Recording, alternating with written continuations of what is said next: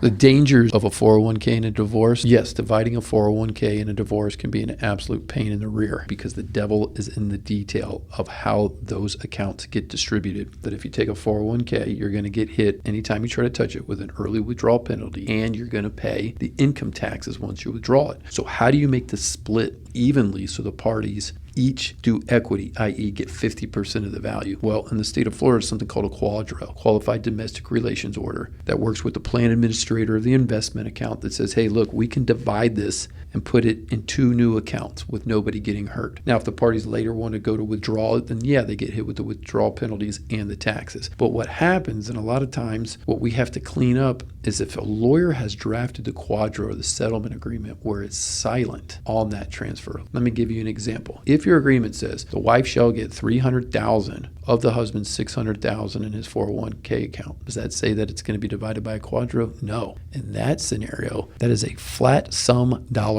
amount, $300K. So what the husband doesn't know is he just signed an agreement that obligates him to pay $300. He says, oh no, Rob, that means it's after the taxes. She has to pay the taxes and the withdrawal penalties. Not if your settlement agreement doesn't say it. That's where the 401k, that's where it becomes deadly. Your lawyer has to have the experience to say, hold on a second. We have to make sure that we're calculating the taxes, the withdrawal. We're doing it properly through the QDRO mechanism, because otherwise, if it says that your spouse is going to get a flat amount, it's net. There's going to be no taxes applied. So the wife got $300,000. Well, Rob, my $300,000 is now down to next to nothing because I had to pay the taxes and the early withdrawal penalty.